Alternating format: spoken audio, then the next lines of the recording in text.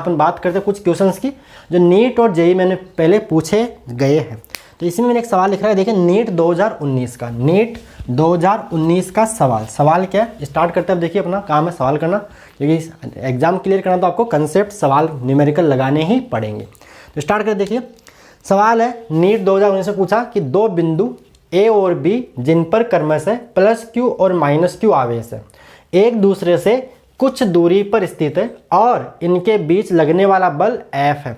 यदि A का 25% आवेश B को स्थानांतरित कर दिया जाए तो आवेशों के बीच बल हो जाएगा। अब ऑब्जेक्टिव पेपर होता है तो वहाँ आपको 4 ऑप्शन गिवन है कि F होगा, 9F/16 होगा, 16F/9 होगा या 4F/3 होगा। तो जैसा सवाल बोला है वैसा सोल्व कीजिए, बिल्कुल भी टफ नहीं है, बिल्कुल आसान सवाल है। देखिए क्या बोला है कि दो आवेश, एक आवेश कितना है, यानी ये पॉइंट ए है, एक पॉइंट बी है, कुछ दूरी पर रखे हुए, कुछ दूरी मान लीजिए आर है, कुछ दूरी पर रखे कुछ दूरी मान लीजिए आर है, और ए पे कितना आवेश है +q और बी पे कितना आवेश है -q, और इनके बीच लगने वाला बल क्या है, F है। अब ये दो आवेश है तो आवेशों के मध्य बल कौन सा लगता है, कूलाम बल यानी विद्युत बल। तो F क्या होगा यहाँ से, F आएगा KQ1Q2 बटे में R², KQ² बटे में R²। ठीक है, प्लस माइनस यहाँ नहीं रखते हैं, यहाँ इस कूलाम नियम में जो आवेश का मान वो बिना चिन्ह के रखेंगे।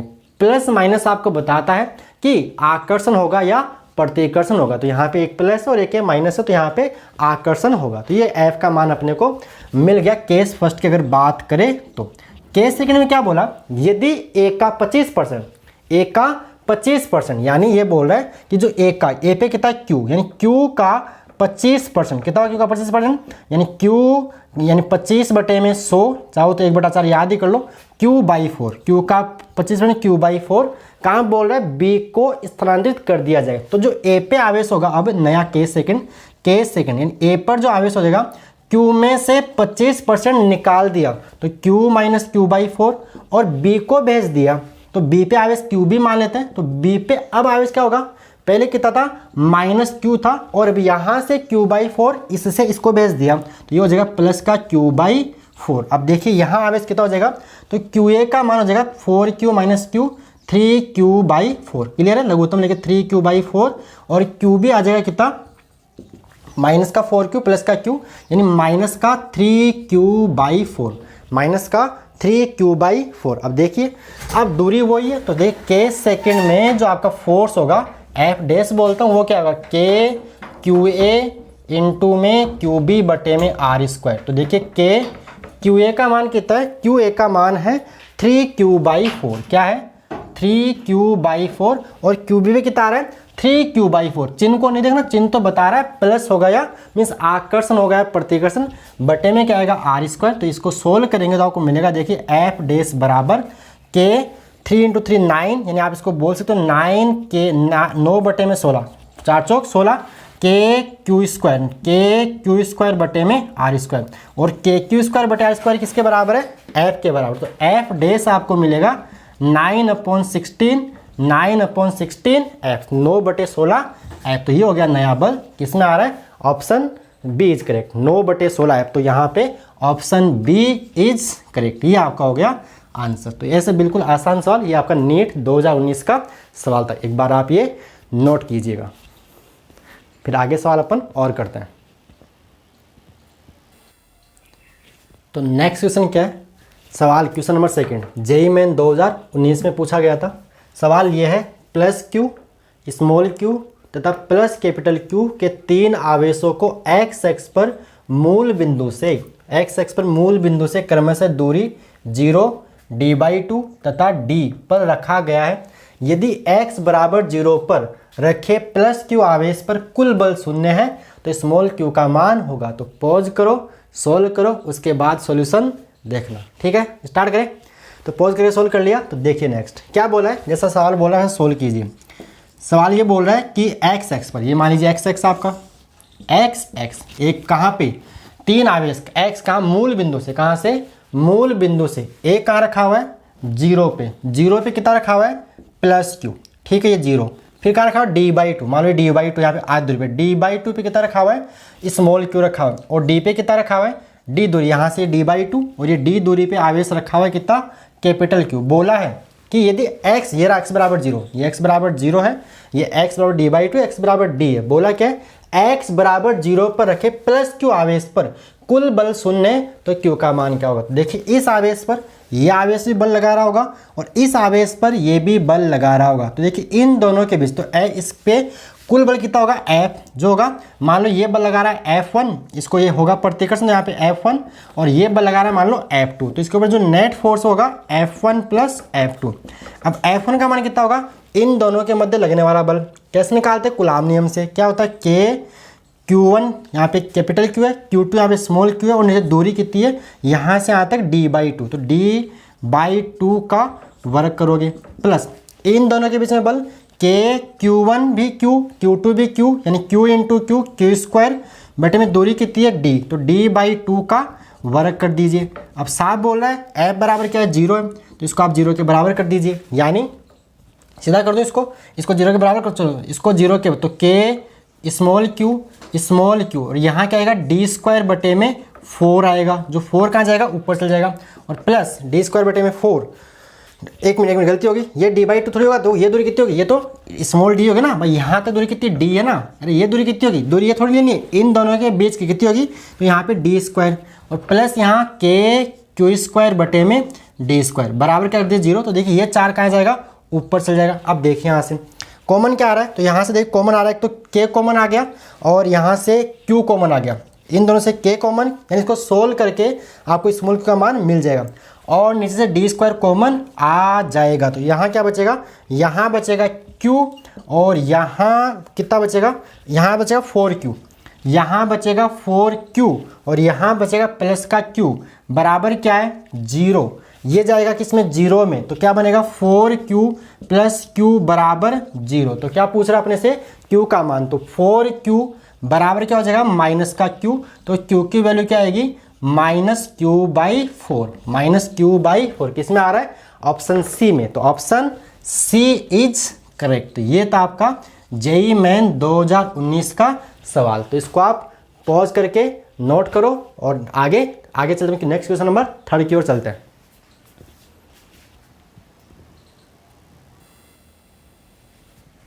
तो नेक्स्ट देखिए क्वेश्चन नंबर 3 क्या है, समान त्रिज्याओं के दो गोलाकार चालकों B व C पर आवेश की मात्रा समान है तथा उन्हें एक दूसरे से कुछ दूर रखने पर उनके बीच लगने वाला प्रतिकर्षण बल F है, फुल स्टॉप। उतनी ही त्रिज्या वाले एक अन्य अनावेशित चालक का संपर्क पहले B से कराते हैं और फिर C से संपर्क कराकर उसे हटा दिया जाता है, फुल स्टॉप। B तथा C के बीच लगने वाला बल अब कितना होगा, option A F/4, option B 3F/4, option C F/8 and option D is 3F/8। सवाल पूछा गया था जेईई मेन 2018 और पहले AIEEE 2004, जो आज का जेईई मेन है वो पुराने ज़माने का AIEEE होता था, ठीक है।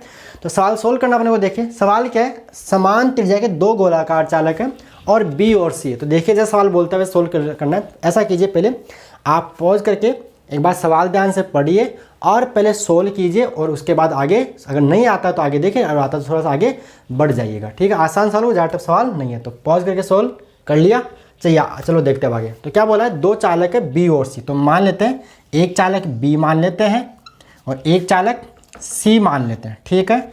और कुछ दूरी पे रखें तो कुछ दूर, तो दूरी इनके बीच की अपन R मान लेते हैं और दोनों के ऊपर आवेश क्या है, सेम है, समान त्रिज्या के आवेश की मात्रा समान है। तो देखिए इसका आवेश अपन मान लेते हैं Q, इसका भी आवेश मान लेते हैं Q, ये हो गया केस फर्स्ट। तो इस टाइम जो फोर्स होगा वो क्या होगा, Q1 Q2 यानी KQ² बटे में R² हो जाएगा। अब क्या कर रहे हैं, अब इसके पास कोई, देखिए अब क्या, उतनी त्रिज्या वाले एक अन्य, क्या लगने वाला बल F है, उतनी त्रिज्या वाले एक अन्य अनावेशित चालक का संपर्क पहले B से, यानी इनके जैसा कोई दूसरा गोला और है, उसको अपन ने क्या किया, ये B था, B के पास लाके अपन ने टच करवा दिया, ठीक है। मान लीजिए ये A है, मान लीजिए A है, मान लीजिए ये A। तो अपन ने चालन द्वारा आवेशन पढ़ा था कि इनमें अब देखिए आवेश दोनों में समान रूप से बट जाएगा। देखिए इसके ऊपर Q था, तो अब इसको टच करवाने पर दोनों पे आवेश की मात्रा सेम हो जाएगी, यानी QA और QB बराबर हो जाएंगे। तो इस पर Q था, तो अब दोनों में बराबर से बट जाएगा, तो क्या हो जाएगा, Q/2 हो जाएगा, Q/2 हो जाएगा। अब क्या कर रहा है, और फिर C से, पहले B से करवाते हैं, अब B से उठा लिया और इसका जो संपर्क है वो किससे करा रहा है, अब इसका संपर्क इसको B से उठा के C के टच करवा दिया, किसको, इस गोले को।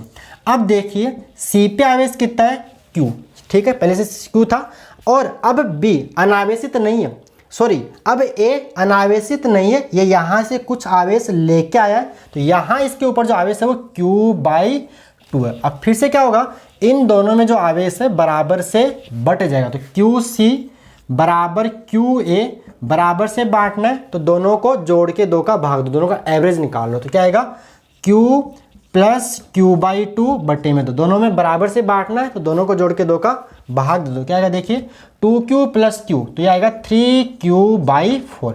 अब अपने क्या निकालना है, अब B और C के बीच में नया बल निकालना है, तो ये आपका B गोला और ये आपका C गोला, ठीक है, B और C दूरी वही है, कितनी, R है, दूरी कितनी है, वही R है। अब देखिए अब B पे आवेश कितना है, Q/2 है, और C पे अब आवेश कितना है, 3Q/4 है, तो नया बल क्या आएगा, वो आएगा F' बराबर KQ1, तो K तो कांस्टेंट है, Q1 का मान कितना होगा, Q/2, और Q2 का मान कितना होगा, 3Q/4 बटे में R²। सोल्व करोगे तो F' आएगा कितना, देखिए 3Q 2 चौक 8, यानी आ जाएगा, ऐसे इसको लिख सकते हैं अपन 3 बटे में 8, और यहाँ आप KQ² बटे में R² लिख सकते हो। अब देखिए KQ² बटे R² कितना है, वो F के बराबर है, तो आप इसको F' जो नया बल अपन ने माना F' वो आएगा 3/8 गुणा किसका, पहले वाले बल का। किस में आ रहा है ये, ऑप्शन डी में, 3/8,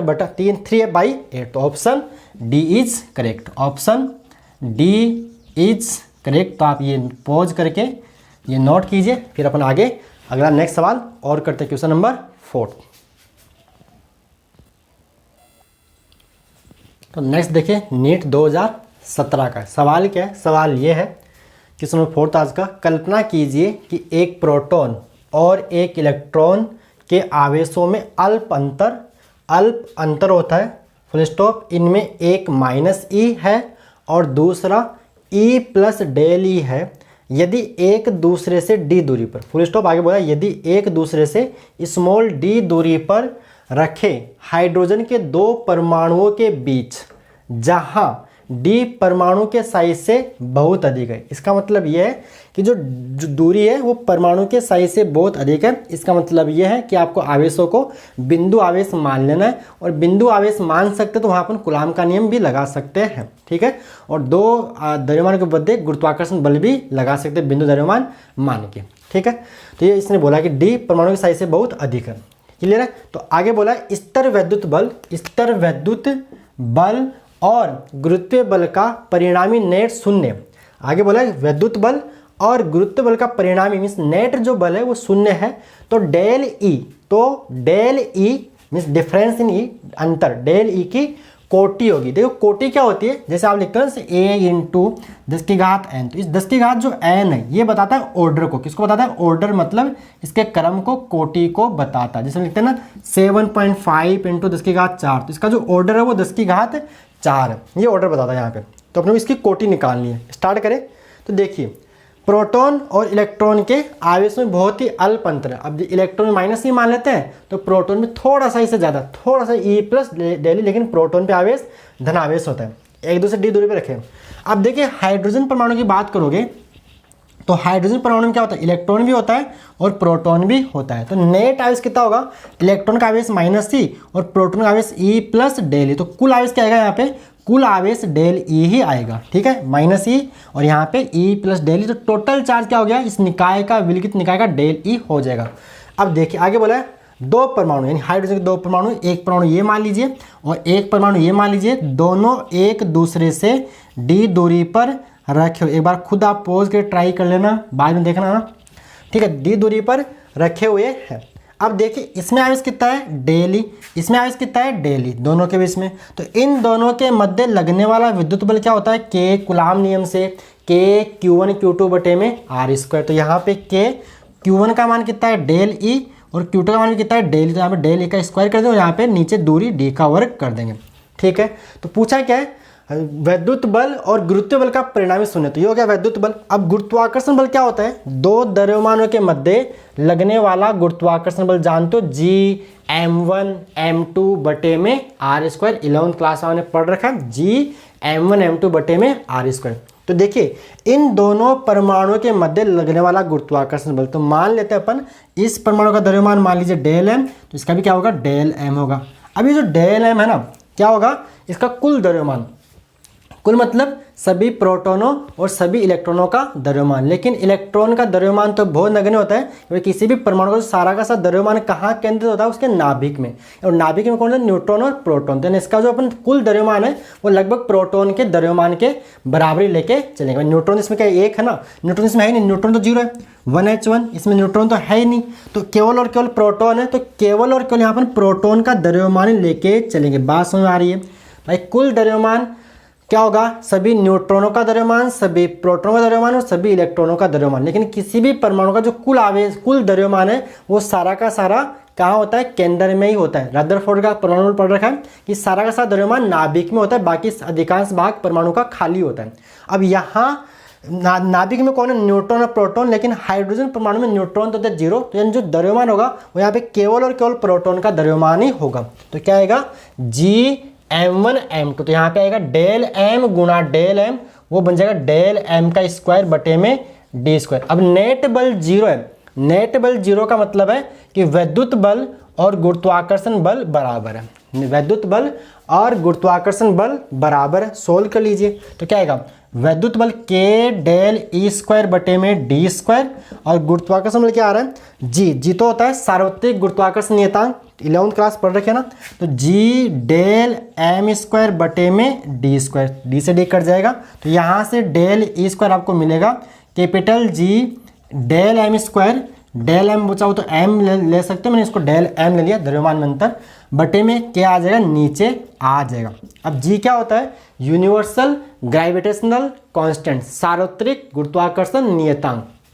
इसका मान कितना होता है 6.67 इंटू 10⁻⁻11 होता है न्यूटन मीटर स्क्वायर पर किलोग्राम स्क्वायर। और डेल एम यहाँ पे केवल नाभिक का द्रव्यमान, और नाभिक में कौन है प्रोटॉन, और प्रोटॉन का द्रव्यमान क्या होता है 1.67 इंटू 10⁻27 किलोग्राम होता है 1.67 इंटू 10⁻27 किलोग्राम। और यहाँ पे कर दोगे इसका वर्ग कर दोगे, और यहाँ पे के का मान कितना होता है जानते हो 9 इंटू में 10⁻9 होता है, सोल्व कर लीजिए। अब आपको तो ऑर्डर से मतलब है, 10 की घात से मतलब है, तो अब इसका क्या होगा सबको छोड़िए।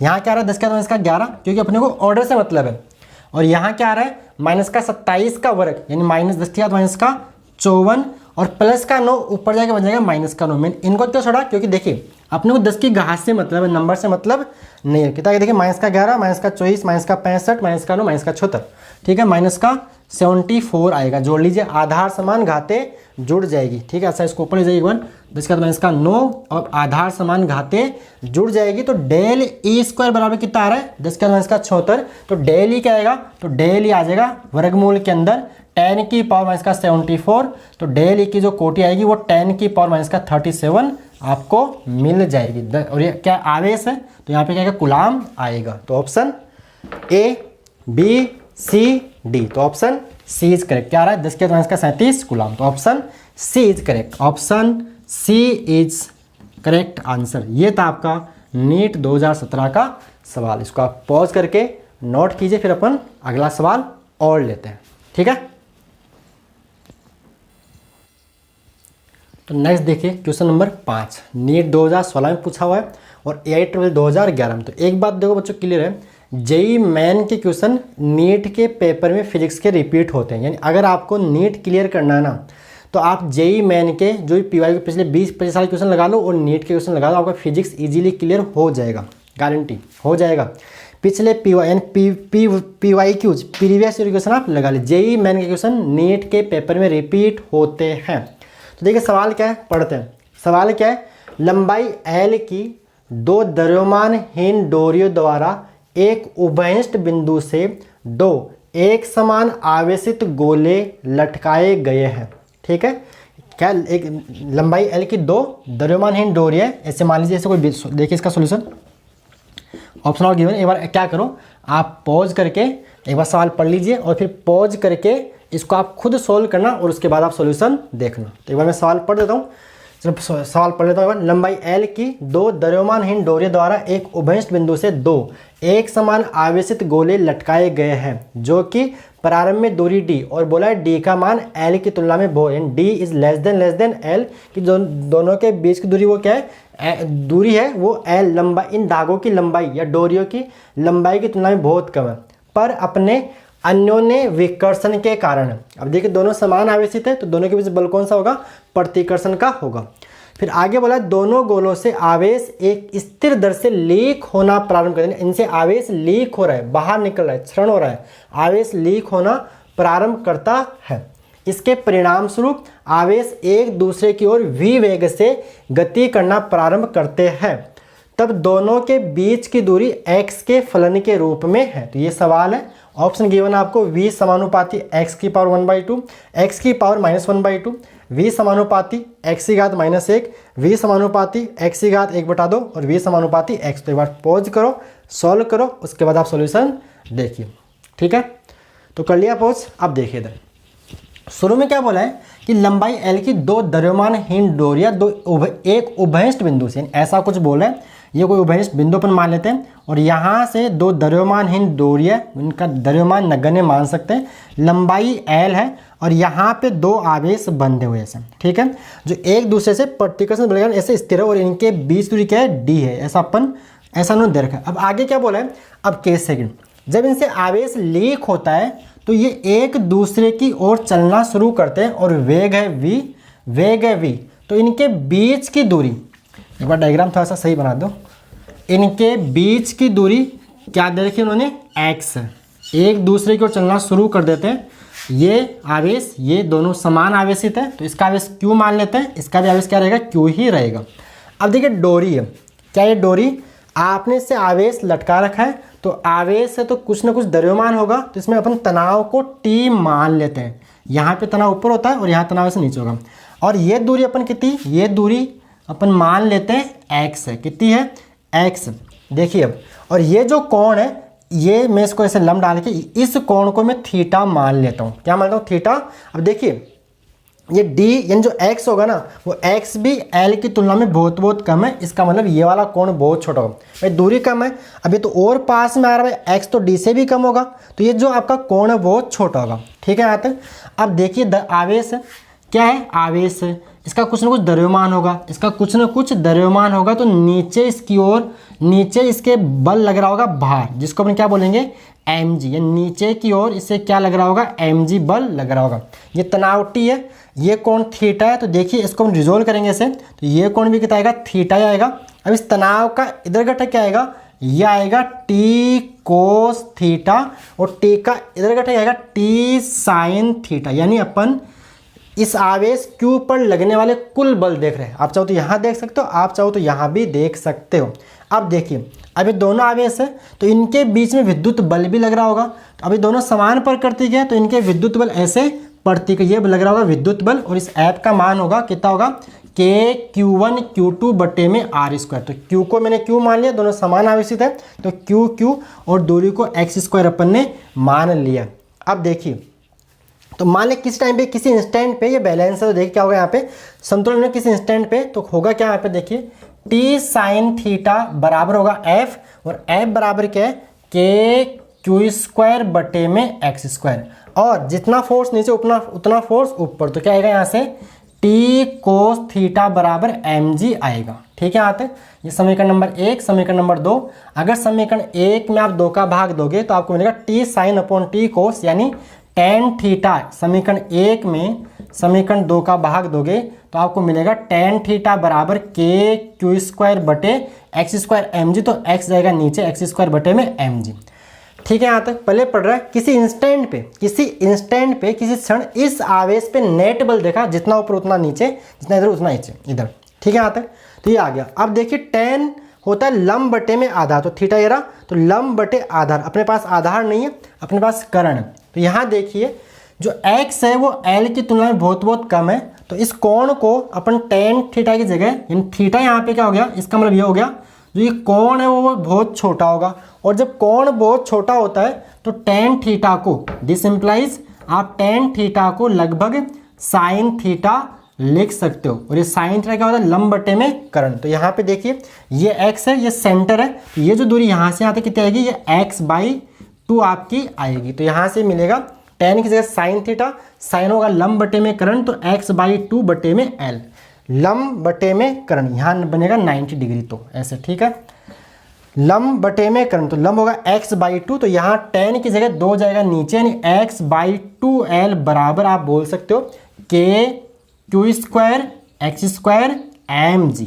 ठीक है, अब आगे बोला आवेश लीक होना, स्थिर दर से आवेश लीक होना, स्थिर दर यानी आवेश के लीक होने की दर, यानी एक तरह से आवेश बटे में समय की बात कर रहा है, और यहाँ अपने को वेग भी लाना है, v भी लाना है। अब इस फॉर्मूले कहीं भी v नहीं आ रहा, देखिए अपन क्या करते हैं, इसको लिख देते हैं अपन, यहाँ देखिए सब नियतांक है, L नियतांक है, द्रव्यमान भाई ये जो आवेश है द्रव्यमान नियतांक होगा, G नियतांक है, K नियतांक है। अब दूरी चेंज हो रही है, दूरी क्या हो रही है, चेंज, भाई पास में आ रहे से पास में आ रहे, पास में दूरी चेंज हो रही है, और आवेश भी लीक हो रहा है। तो यहाँ देखिए x² × x ये बन जाएगा x³, बाकी सारे नियतांक है, इस सारे नियतांकों में थोड़ी देर के लिए k' मानता हूँ, c मानता हूँ, क्या मानता हूँ, c मान लेता हूँ, और यहाँ पे q²। मेरे को इन सबसे मतलब नहीं है, अपने को तो v और x में रिलेशन चाहिए, वेग चाहिए। ठीक है, तो यहाँ आप बोल सकते हो, देखिए यहाँ से आप बोल सकते हो कि जो x³ समानुपाती है q², x³ समानुपाती है q², कोई डाउट इसमें नहीं है। अपने को वेग चाहिए, क्या चाहिए, वेग।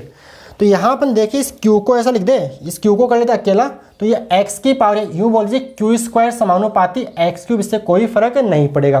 तो q समानुपाती आप बोल सकते हो x की पावर 3/2। देखो सवाल अच्छा है, थोड़ा यहाँ समझना पड़ेगा, ये सारे नियतांक थे, इनको आप उल्टा सीधा करोगे भाई, गुणा भाग करोगे, नियतांक आएगा, उसको मैं c मान लिया, कांस्टेंट मान लिया है, तो कांस्टेंट का भेज दिया, समानुपाती में भेज दिया। भाई आप क्या करते हो, जब समानुपाती चिन्ह आते हो तो एक बराबर का चिन्ह नियतांक आता है, तो इसको अपने समानुपाती में भेज दिया।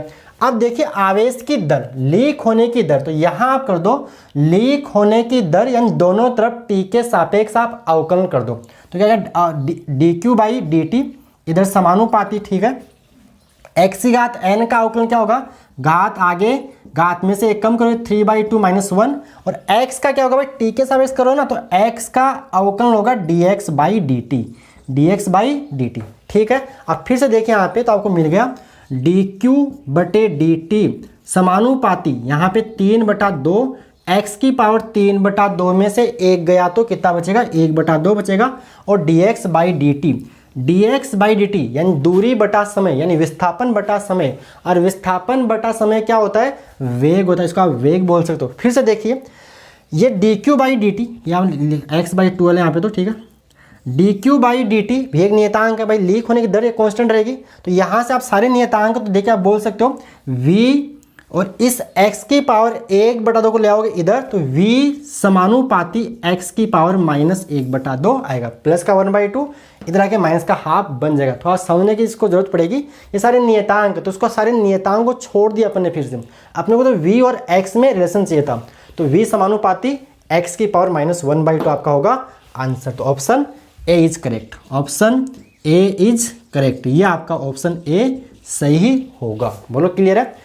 तो आप इसको एक बार फिर से देखना, ये सारे नियतांक थोड़े से कंसेप्ट क्लियर होंगे, थोड़ा हो सकता आपको दिक्कत आई हो यहाँ पे, लेकिन सच्चाई यही, कंसेप्ट नियतांक समानुपाती इतनी बात आपको पता होनी चाहिए। नीट का एग्जाम देना है तो ज़्यादा टफ नहीं होता, लेकिन थोड़ा बहुत आपका बेसिक क्लियर होना चाहिए। भाई देखो ये कौन छोटा होता है तो 10 को साइन बोल सकते हैं, यानी आपका दिमाग तुरंत क्लिक करना चाहिए। तो आप इसको एक बार फिर से देखिए और दोबारा एक बार सॉल्व करने की कोशिश और कीजिए, अगर समझ में नहीं आया है तो, ठीक है। चलिएगा, तो इसको आप पॉज करके नोट करो, फिर अपन लेते हैं नेक्स्ट क्वेश्चन।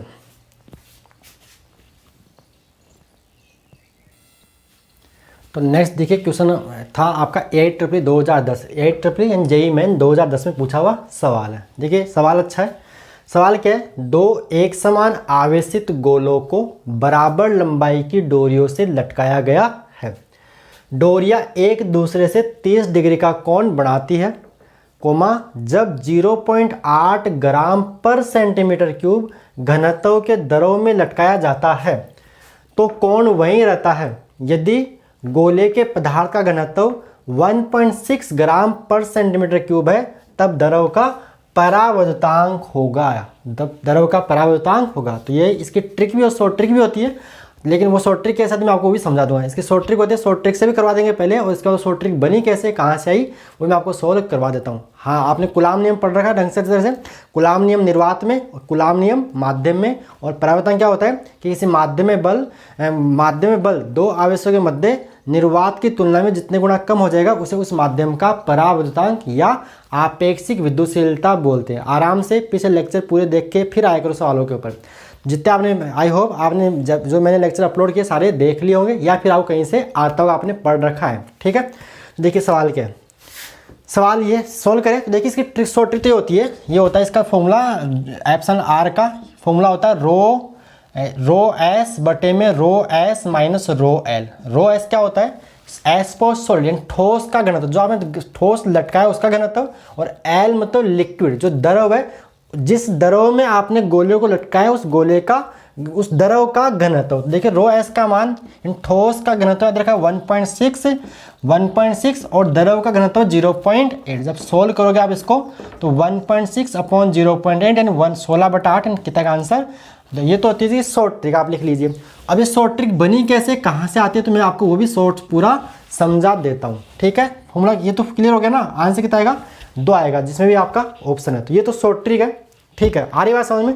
अब ये शॉर्ट ट्रिक आती कहाँ से, अपन उसको पूरा सोल्व करते हैं, डिटेल से पूरा समझते हैं। ठीक है, स्टार्ट करें। तो ये तो नोट कर लो, अब इसको अपन पूरा सोल्व करते हैं। चलिए, क्या जैसा इसने बोला वैसा करो। दो एक समान आवेशित गोले दोनों को बराबर लंबाई डोरियों से लटकाया गया है और डोरियां एक दूसरे से 30 डिग्री का कोण बनाती है। तो देखिए यहाँ पे अपन मान लेते हैं, यहाँ से 2 डोरी है, डोरियों को यहाँ पे बांध रखा है, इससे एक गोला इधर लटका रखा है, एक गोला इधर लटका रखा है। क्यों नहीं, ऐसा नहीं है, ये देखो पहले ऐसे लटकाया होगा, दोनों के ऊपर समान आवेश, दोनों एक दूसरे से दूर भाग गए होंगे और यहाँ जाके रुक गए होंगे। आ रही बात समझ में। तो मान लेते हैं इस गोले का आवेश Q मान लेते हैं, इसका भी आवेश Q होगा, दोनों समान है तो इसका द्रव्यमान M मान लेते हैं, इसका द्रव्यमान भी M ही होगा, इसका द्रव्यमान भी M ही होगा। अगर ये ठीक है, और ये लंबाई कितनी है L है, ये लंबाई कितनी है L है, और डोरियां एक दूसरे से 30 डिग्री का कोण बनाती है, और इनके बीच की जो दूरी है इसको अपन थोड़ी देर के लिए R मान लेते हैं। कोई डाउट इसमें, R मान लेते हैं। अब देखिए इस गोले का कुछ द्रव्यमान है, ठीक है, और ये रस्सी से लटक रखा है, इस रस्सी से लटक रहा है, रस्सी बोला ना, क्या बोला, लंबाई की डोरी, तो डोरी से लटक रखा है। तो यहाँ रस्सी खींच रही होगी, रस्सी खींच रही होगी तो रस्सी में क्या आ रहा होगा, तनाव आ रहा होगा। उस तनाव को अपन यहाँ T मान लेते हैं। अब देखिए नीचे क्या लगेगा, नीचे लगेगा mg, इसका बाहर बल।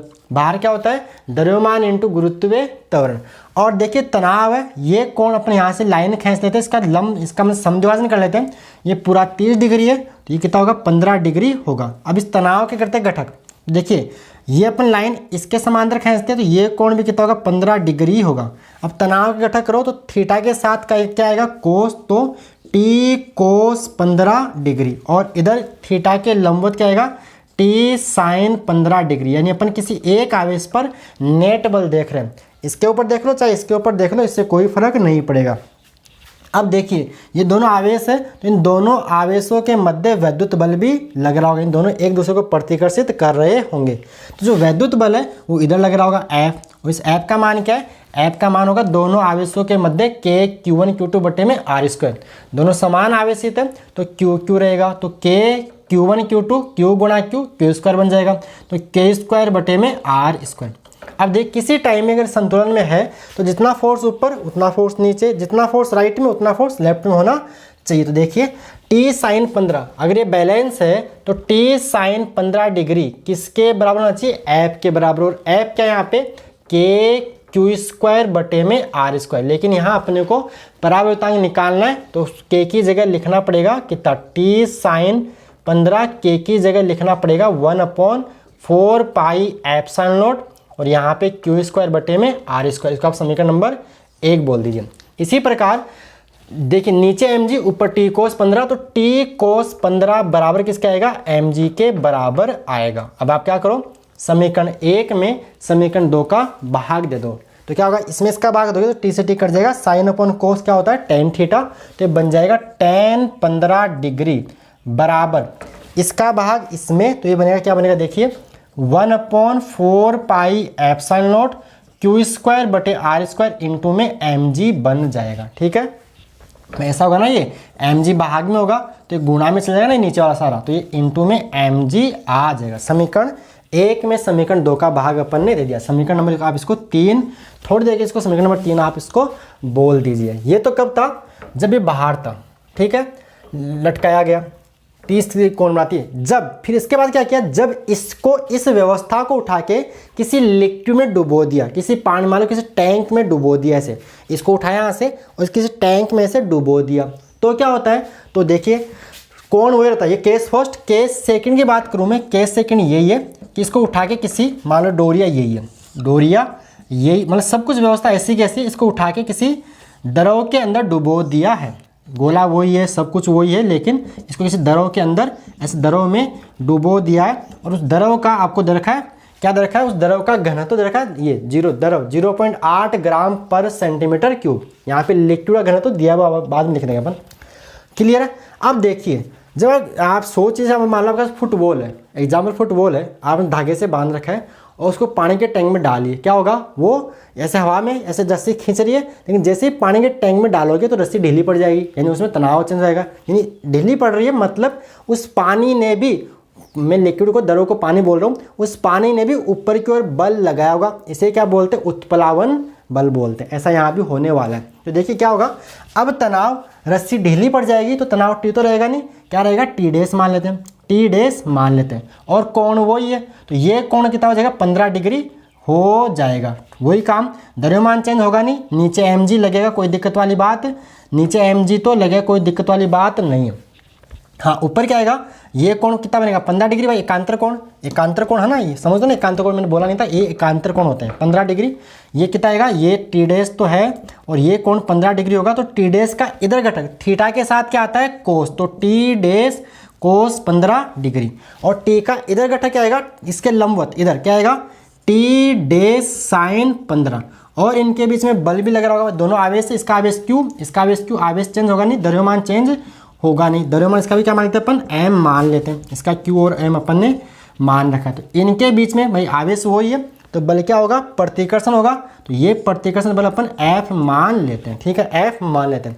अगर ये संतुलन में है तो जितना फोर्स ऊपर उतना ही फोर्स नीचे होना चाहिए। तो देखिए पहली बात तो, और जितना फोर्स इधर उतना फोर्स इधर होना चाहिए। तो पहली बात अपन करते हैं, टी डैश साइन 15 बराबर होगा F के, और यहाँ पे F होगा 1/4 पाई एप्सिलॉन क्यू स्क्वायर बटे में आर स्क्वायर। अब एप्सिलॉन नोट मत लिखना, ये निर्वात नहीं है, ये माध्यम है, और माध्यम में क्या यूज करते हैं, माध्यम का मतलब माध्यम की विद्युतशीलता, इसको अपन एप्सिलॉन बोलते हैं। और एप्सिलॉन बराबर किसके होता है, एप्सिलॉन बराबर होता है एप्सिलॉन नोट इंटू में एप्सिलॉन आर के, और इस एप्सिलॉन आर को ही बोलते हैं उस माध्यम की आपेक्षिक विद्युतशीलता या परावृत्तांक इसको बोला जाता है। तो यहाँ से देखिए टी डैश साइन 15 आपको मिल जाएगा कितना, 1/4 pi epsilon naught epsilon r, दूरी वही है क्यू स्क्वायर बटे आर स्क्वायर, दूरी वही रहेगी क्योंकि कोण वही है, तो दूरी चेंज, ये दूरी चेंज नहीं होगी क्योंकि कोण वही है, कोण जितना था पहले उतना ही अब भी 30 डिग्री है, ये पूरा, तो दूरी चेंज, दूरी आर ही रहेगी। ठीक है, इसको आप चाहो समीकरण नंबर 4 बोलो। अब देखिए नीचे लग रहा है mg, ऊपर देखिए तनाव आ गया, लेकिन ये द्रव भी तो ऊपर की ओर फोर्स लगाएगा जिससे रस्सी ढीली पड़ रही है, तो उसको बोलते हैं u, क्या बोलते हैं u, फोर्स ऑफ बॉयंसी, उत्प्लावन बल बोलते हैं। क्या बोलते हैं, उत्प्लावन बल, उत्प्लावन बल। आपने 11वीं क्लास में तरल वाले चैप्टर में पढ़ा होगा, फ्लूइड वाले चैप्टर में पढ़ा होगा, नहीं पढ़ा कोई बात नहीं। आप देख लीजिए, फुटबॉल को पानी में डुबो, पानी उसको ऊपर को धकेलेगा, उसे बोलते हैं उत्प्लावन बल, और उस बल का जो फॉर्मूला होता है वी रो जी। क्या होता है, वी रो जी, अभी बताते हैं। इतना क्लियर है, आगे देखिए। तो देखिए ऊपर बल कितना लग रहा है, नेट u प्लस u को बोलते हैं उत्प्लावन बल, टी डैश कोस 15 डिग्री बराबर mg। तो यहाँ से आप टी डैश कोस 15 डिग्री बराबर mg माइनस यू बोल सकते हो। और यू को बोलते हैं उत्प्लावन बल, इसका फॉर्मूला होता है v रो जी। अब v क्या होता है, v होता है इस ठोस, भाई जैसे आप फुटबॉल को टैंक में डुबोगे तो फुटबॉल, मान लो पानी के टैंक में डुबो रहे हो तो फुटबॉल पानी को हटा रही है, यानी ठोस द्वारा द्रव का हटाया गया आयतन। और रो क्या है, रो एक घनत्व, जिस द्रव में आपने उसको डुबोया उसका घनत्व, द्रव्यमान बटा आयतन। घनत्व क्या होता है, द्रव्यमान बटा आयतन, उस द्रव का घनत्व। अब देखिए इसको आप वीएस ही ले सकते हो, क्योंकि द्रव का उतना ही भाग हटेगा जितना उस सॉलिड का, ठोस का भाग है। तो आप इस जगह वीएस, जो आपने ठोस डुबोया है, जो आपने गेंद फुटबॉल डुबोई है, उसी का आप आयतन यहाँ पे मान सकते हो, वी रो जी। यहाँ पे वी यहाँ पे क्या आयतन है, वी यहाँ पे आयतन है, रो यहाँ पे क्या है घनत्व, और जी यहाँ पे गुरुत्वीय त्वरण। तो यहाँ रखोगे आपको तो मिलेगा, देखिए बाद में रख लेंगे अपन, इसको हम बाद में रख लेंगे, अभी इसको इतना सोल्व करते हैं। तो देखिए यहाँ पे क्या आएगा, समीकरण 4, इसको आप समीकरण नंबर 5 बोल दीजिए। समीकरण 4 में समीकरण 5 का भाग दो, क्या मिलेगा, वही tan 15 डिग्री, tan 15 डिग्री बराबर क्या आएगा, बराबर आएगा ये क्यू स्क्वायर 4 पाई एप्सिलॉन, क्या आएगा 1/4 pi epsilon naught epsilon r, into में आएगा क्यू स्क्वायर बटे आर स्क्वायर, बटे में mg माइनस यू, तो यहाँ गुणा में आ जाएगा mg माइनस यू, यू का मान सबसे लास्ट में रख देंगे। इसको आप समीकरण नंबर चाहो तो 6 बोल दीजिए, ठीक है, 6 बोल दीजिए। इतना बड़ा वहाँ करना नहीं होता है, ये आपका पहले किया होगा तो ये आपका सवाल हो पाता, नहीं तो इतना टाइम खराब कौन करता। तो वो तो मैंने आपको पहले बता दिया, शॉर्ट ट्रिक जो निकल के आने वाली थी। आ रही बात समझ में, चलिए यहाँ अब देखिए समीकरण 3 और 6 को ध्यान से देखिए। तो समीकरण 3 का लेफ्ट की तरफ tan 15, समीकरण 6 का भी लेफ्ट की तरफ tan 15 ही है, तो इन दोनों का बराबर कर लीजिए। तो देखिए समीकरण 3 व समीकरण 6 से आप बोल सकते हो, क्या बोलोगे, ये दोनों बराबर कर दो तो क्या मिलेगा, देखिए भाई दोनों tan 15, ये भी tan 15 के बराबर, ये भी tan 15 के बराबर है। तो क्या आएगा यहाँ से 1/4 pi epsilon naught q square बटे आर स्क्वायर इंटू में mg बराबर, ये करना आपको 1/4 pi epsilon naught epsilon r into में क्यू स्क्वायर बटे में आर स्क्वायर इंटू में mg माइनस यू पूरा। यू को बोलते हैं उत्प्लावन बल, फॉर्मूला होता है ये, इसको क्या बोलते हैं, उत्प्लावन बल, जो द्रव ने ऊपर की ओर इस ठोस के ऊपर लगाया, उत्प्लावन बल इसको बोला जाता है, फोर्स ऑफ बॉयंसी। अब ध्यान से देखिए 4 पाई एप्सिलॉन कट जाएगा, क्यू स्क्वायर कट जाएगा, आर स्क्वायर कट जाएगा, तो बच क्या रहा अपने पास, क्या बच रहा देखिए, तो बच रहा अपने पास 1 क्या बच रहा है यहाँ से, इधर तो बचेगा सिर्फ और सिर्फ mg बचेगा, और इधर बचेगा 1/एप्सिलॉन आर इंटू में mg माइनस यू बचेगा। तो अपन बोल सकते हैं mg बराबर एप्सिलॉन आर इंटू में mg माइनस यू बोला, ये बचेगा ना, कोई गलती नहीं हो जाए, एप्सिलॉन नोट सब कुछ कट गया, epsilon r mg minus u ही बचेगा। ओके, अब देखिए m द्रव्यमान है, अब द्रव्यमान क्या होता है, देखिए घनत्व बराबर होता है, द्रव्यमान बटे में आयतन, तो आप द्रव्यमान की जगह घनत्व इंटू में आयतन बोल सकते हो। अब ये m द्रव्यमान किसका है, इस गोले का है, तो गोले के लिए अपन यूज करते हैं s फॉर स्फीयर बोल दो, स्फीयर गोला, या s फॉर सॉलिड बोल दीजिए।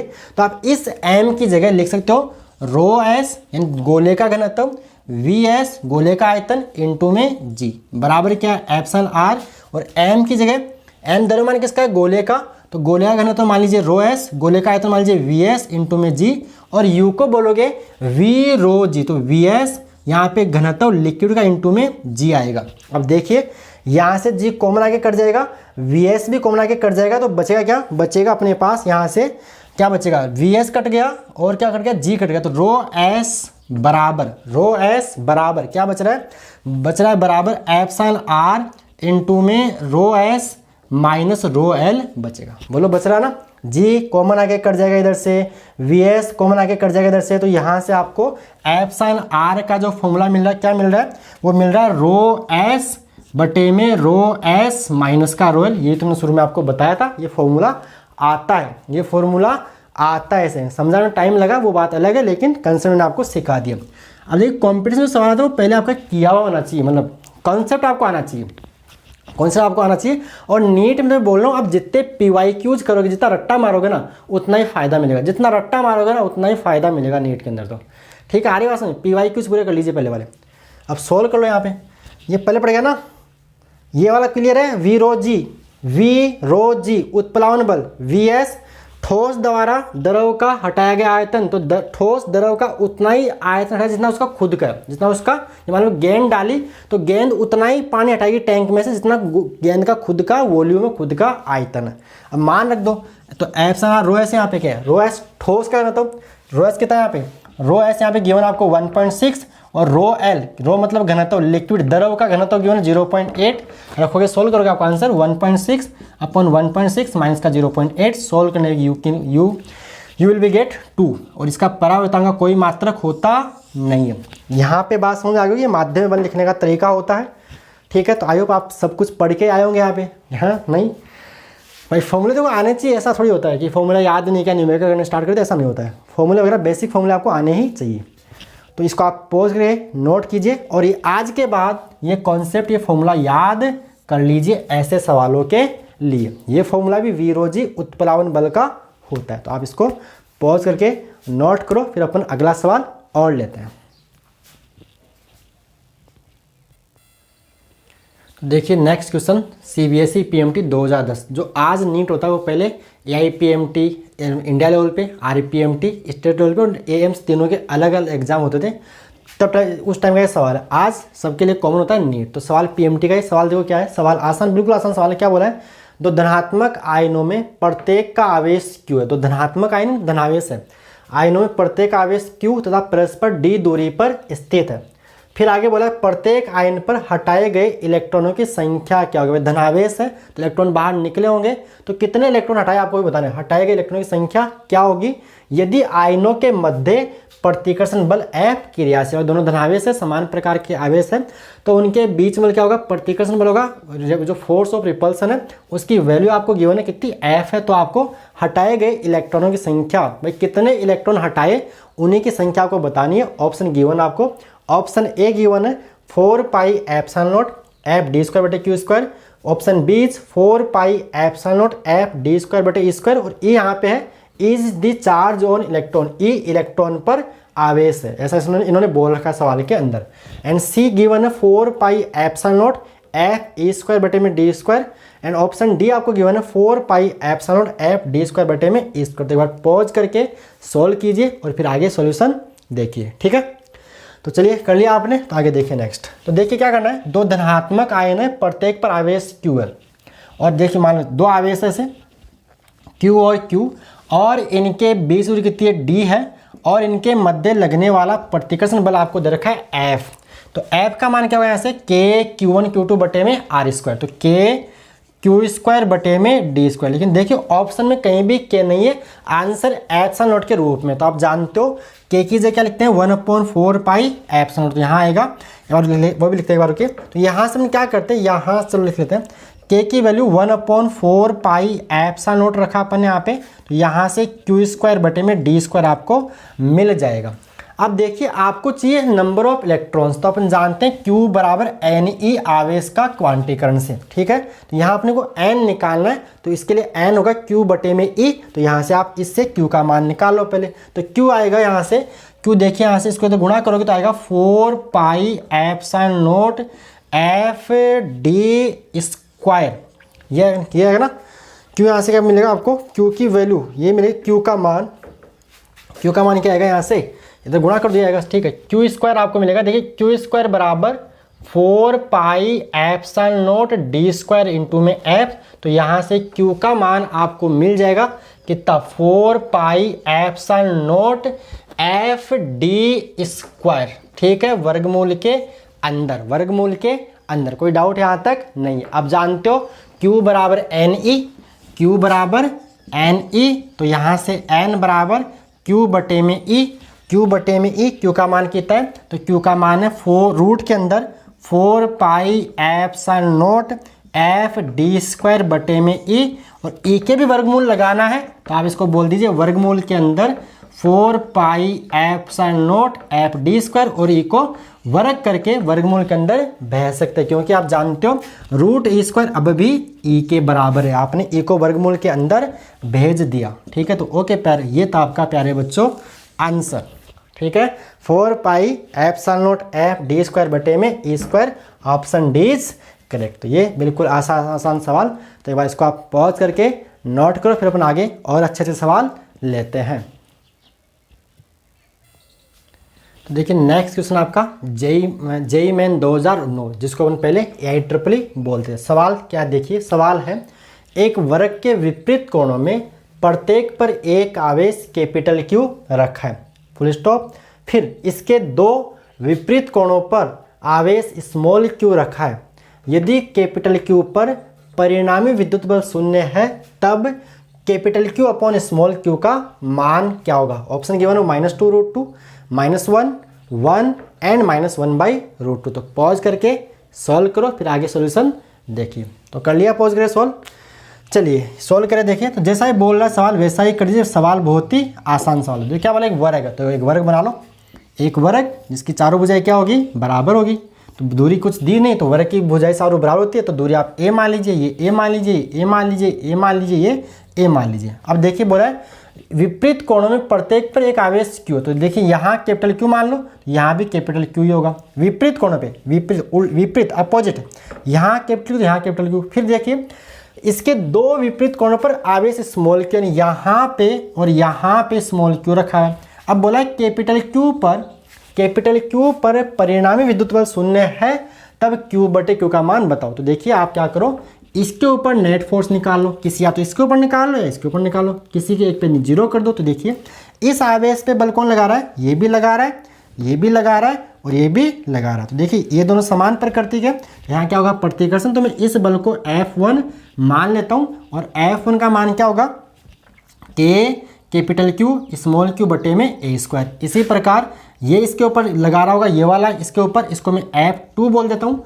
F2 का मान क्या होगा, कैपिटल Q स्मॉल q बटे में a स्क्वायर। और ये भी इसके ऊपर लगा रहा होगा, तो अपनी दूरी चाहिए होगी। तो दूरी मैंने आपको रटवा दी थी पहले वाले लेक्चर में, √2a आती है, √2a आती है। इससे पहले वाले लेक्चर में मैंने ऐसे बहुत सारे सवाल, इससे अच्छे सवाल अपन ने किए थे। इससे जस्ट पहले वाले लेक्चर के अंदर जो लगभग 2-1 घंटे का था उसमें अपन, ठीक है।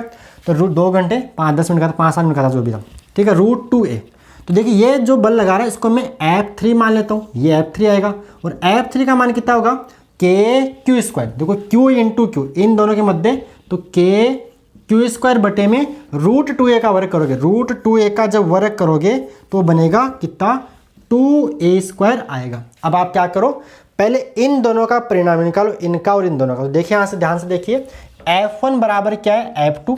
दोनों को मैं थोड़ी देर के लिए F मान लूँ, और इस F का मान वैसे किसके बराबर है, इसका F का मान है कैपिटल Q स्मॉल q बटे में a स्क्वायर। तो देखिए ये दोनों बल एक दूसरे से 90 डिग्री पर है। तो अभी मैं यहाँ ये चीज़ मान के चल रहा हूँ कि आपने मेरा पहला लेक्चर देखा होगा।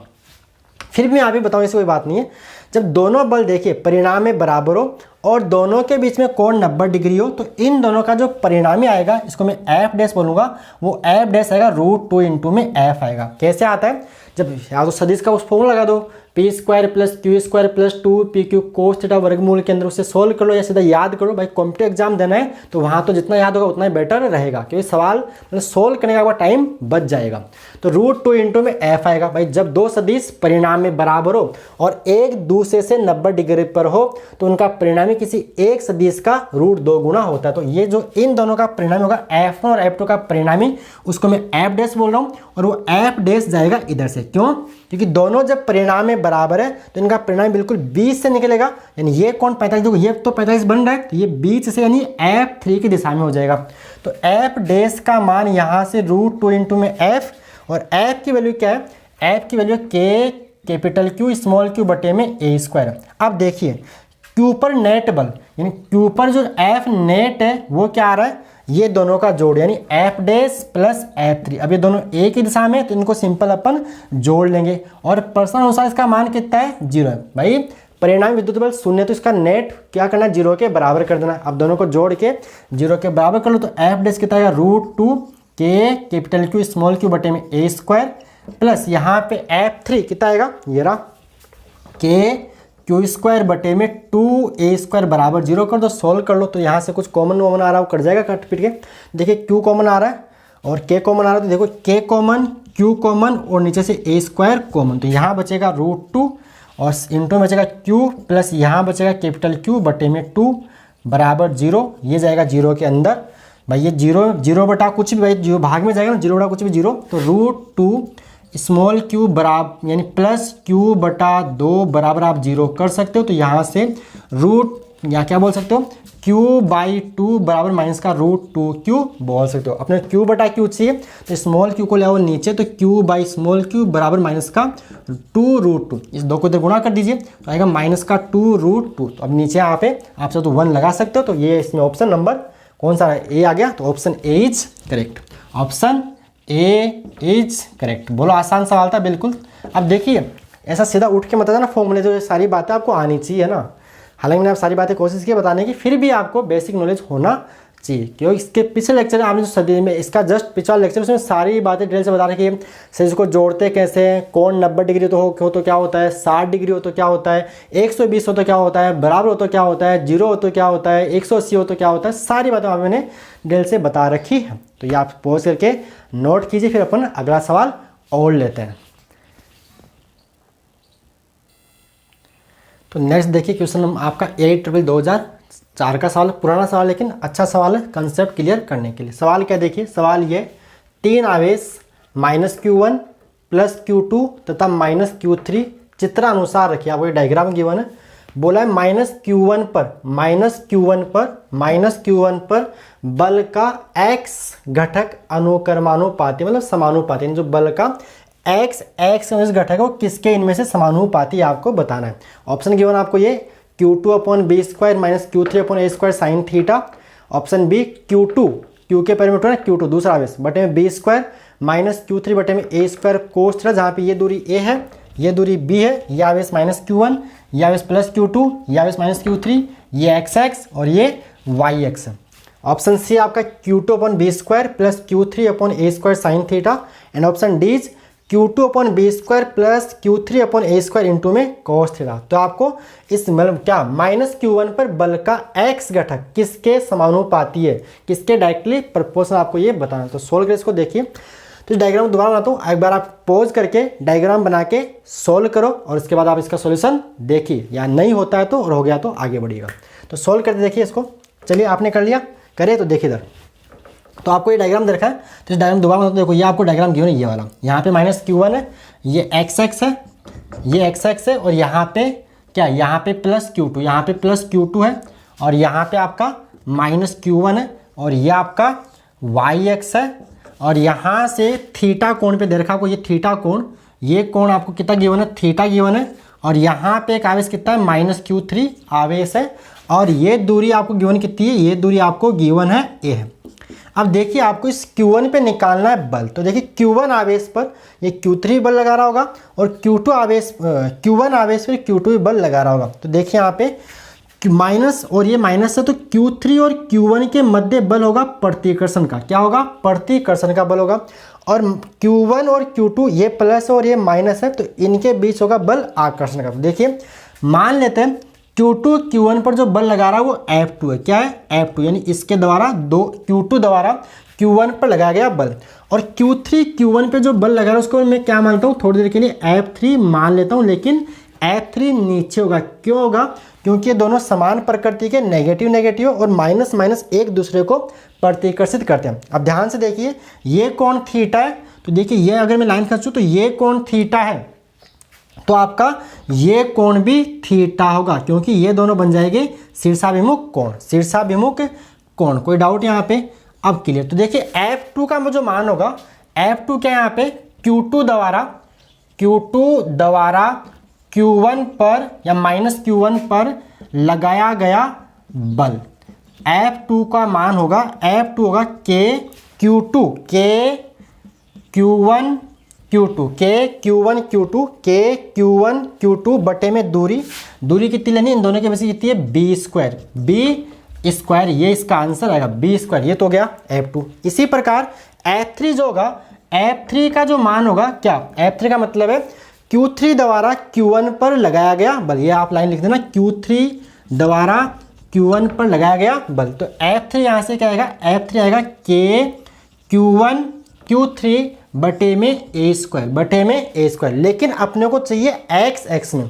देखिए F2 तो एक्स एक्स में, लेकिन F3 एक्स में नहीं, तो अपने को F3 के कंपोनेंट करने पड़ेंगे। तो देखिए ये कौन थीटा है, तो F3 का इधर घटे क्या आएगा, F3 कोस थीटा, थीटा के साथ क्या आता है कोस, और थीटा के लंबवत इधर क्या आएगा, इधर आएगा F3 sine theta, F3 sine theta. तो देखिए तो एक्स एक्स के अनुदिश जो बल है वो है एक्स एक्स के अनुदिश जो नेट बल है वो है एक तरह से F होगा आपका F2 plus F3 sine theta. अपने को सारा नहीं चाहिए, अपने को वो चाहिए जो एक्स एक्स में, जो एक्स एक्स के अंदर। देख क्या आ रहा है, F3 यहाँ से ये F2, तो F2 की जगह तो क्या आएगा, ये आएगा K Q1 Q2 बटे में बी स्क्वायर, और F3 की जगह यहाँ से आएगा, F3 आएगा K Q1 Q3 बटे में ए स्क्वायर इंटू में क्या आएगा साइन थीटा। देखिए यहाँ पे F समानुपाती, तो यहाँ पे आपको ऑप्शन मैच करना है, तो यहाँ से K Q1 तो आ जाएगा कॉमन, और यहाँ अंदर क्या बच रहा है, अंदर बच रहा है Q2 बटे में बी स्क्वायर प्लस Q3 बटे में ए स्क्वायर इंटू में साइन थीटा। तो अपने ऑप्शन देखिए अपना कौन सा मैच हो रहा है, देख लीजिए। यानी आपको F, तो देखो K कांस्टेंट, ये Q1 आवेश तो नियति है, तो आप इसको बोल सकते हो F समानुपाती Q2 यहाँ पे Q2 है ना, Q2 बटे में बी स्क्वायर प्लस Q3 बटे में ए स्क्वायर, Q3 बटे में ए स्क्वायर है ना, ऊपर यहाँ पे Q3 बटे में ए स्क्वायर, और इंटू में इसके क्या है साइन थीटा। तो ये ऑप्शन जिसमें आपका आ रहा है मैच कर लीजिए, किस में आ रहा है, Q2 यहाँ माइनस तो गया, प्लस तो यहाँ देख Q2 अपन बी स्क्वायर Q3 अपन ए स्क्वायर, तो आपका यहाँ पे साइन यहाँ पे कोस, तो कौन सा हो गया, ऑप्शन सी इज करेक्ट, तो समझ में आ गया। पूरा नहीं देखना है, क्यों देखना है, जो एक्स एक्स में जा रहा है वही आपको चेक करना है, रिजोल्व करना आपको आता होगा। थीटा के साथ कोस, थीटा के लंबवत साइन थीटा होता है। तो ये और देखिए, आप इसको पॉज करके नोट कीजिए, इसके आगे हम नेक्स्ट सवाल और लेते हैं, ठीक है। चलिए इसको आप पॉज करके नोट कर लीजिएगा। तो देखिए नेक्स्ट क्वेश्चन आपका एम्स 2003 का, एम्स जानते हो ना, all India institute of medical science, ठीक है। ये पहले एम्स का एग्जाम अलग होता था, आजकल तो सारा नीट से ही होता है। तो सवाल क्या देखिए, 3 आवेश ए भुजा वाले समबाहु त्रिभुज, 3 आवेश ए भुजा वाले समबाहु त्रिभुज के शीर्षों पर रखे हैं। एक आपको ये डायग्राम गिवन है, ए भुजा का समबाहु त्रिभुज है और 3 आवेश के शीर्षों पर रखे हैं, ठीक है।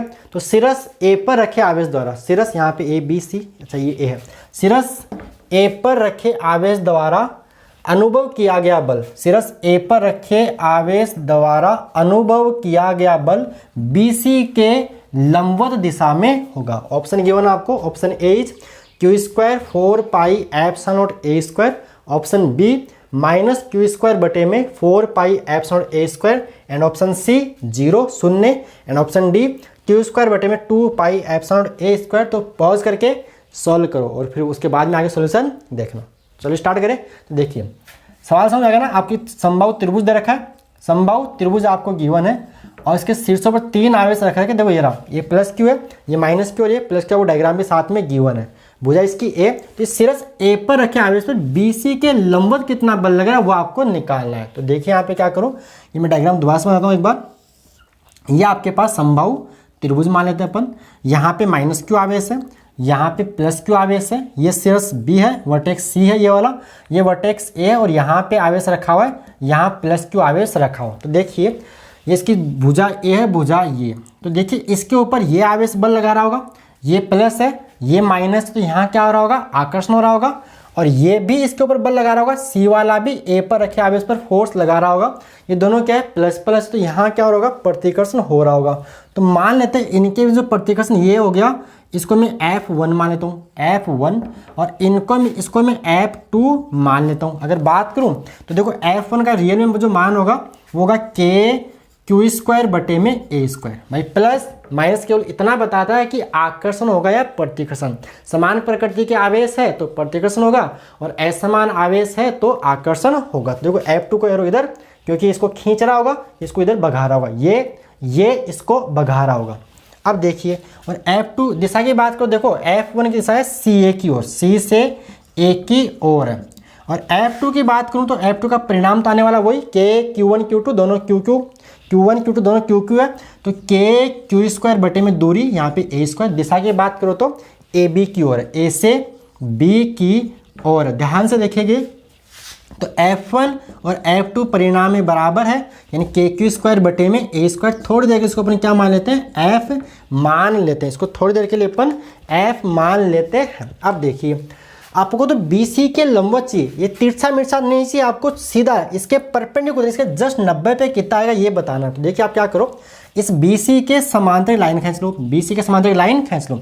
ये समबाहु त्रिभुज है, ये कोण 60 डिग्री होगा, तो ये कोण भी कितना आएगा, 60 डिग्री होगा। अब देखिए घटक करो, रिजोल्व करना आता है। F1 का थीटा के साथ घटक क्या आएगा, F1 कोस थीटा, यानी कोस थीटा में कोस 60 डिग्री, और इसके लंबवत घटक क्या आएगा, यह आएगा आपका F1 साइन 60 डिग्री। इसी प्रकार F2 को भी घटकों में वियोजित करेंगे, तो इधर देखो ये कोण 60 डिग्री है, ये भी कितना आएगा, ये कोण 60 डिग्री है, तो ये भी कितना हो जाएगा, 60 डिग्री। रीजन क्योंकि ये दोनों बन जाएंगे, ये 60 डिग्री है, तो ये दोनों बन जाएंगे आपस में अल्टरनेट एंगल, एकांतर कोण बन जाएंगे। तो F2 का इधर घटक क्या आएगा, ये आएगा F2 कोस 60 डिग्री, और F2 का इसके लंबवत घटक क्या आएगा, ये आएगा नीचे की ओर F2 साइन 60 डिग्री। ध्यान से देखिए, आपको तो BC के लंबवत चाहिए, तो इसके BC के लंबवत 2 ही बल लग रहे हैं, मैं इसको आप आगे बढ़ा लीजिए, ये आगे बढ़ा लीजिए, ये इसके 90 हो जाएगा। तो ऊपर लग रहा है कितना, ऊपर लग रहा है F1 साइन 60, और नीचे क्या लग रहा है, F2 साइन 60। लेकिन ध्यान से देखें तो F1 F2 दोनों बराबर है, यानी आप इसको F यानी ऐसा बोल सकते हो, F साइन 60 ऊपर, F साइन 60 ऊपर, और F साइन 60 नीचे, जितना ऊपर उतना नीचे, तो नेट कितना हो गया, 0। तो नेट फोर्स विल बी 0। यानी BC के जो अपने को ये नहीं चाहिए, अगर ये पूछता BC के प्रति समांतर, यानी ये बोला CB के समांतर, तो ये आपका ये दोनों जुड़ जाता, ये दोनों नहीं। अपने को पूछा इसने BC के लंबवत कितना होगा, BC के लंबवत, तो जितना ऊपर उतना नीचे, तो BC के लंबवत कोई फोर्स नहीं लग रहा है, तो नेट फोर्स क्या आएगा, 0। तो option C is correct, option C is correct. ये थे आपके सवाल, और अपन आगे पढ़ेंगे विद्युत क्षेत्र, और आगे भी अच्छे सवाल अपन करते रहेंगे, ठीक है। तो अगर आपको वीडियो अच्छा लगा है तो वीडियो को लाइक कीजिए, चैनल को सब्सक्राइब कर लीजिए, और अपने दोस्तों के साथ भी शेयर कीजिए, और बेल आइकन में प्रेस कर लो, जिससे कि मैं जैसे वीडियो अपलोड करूँ आपको तुरंत नोटिफिकेशन मिल जाए, ठीक है। ओके प्यारे बच्चों, धन्यवाद।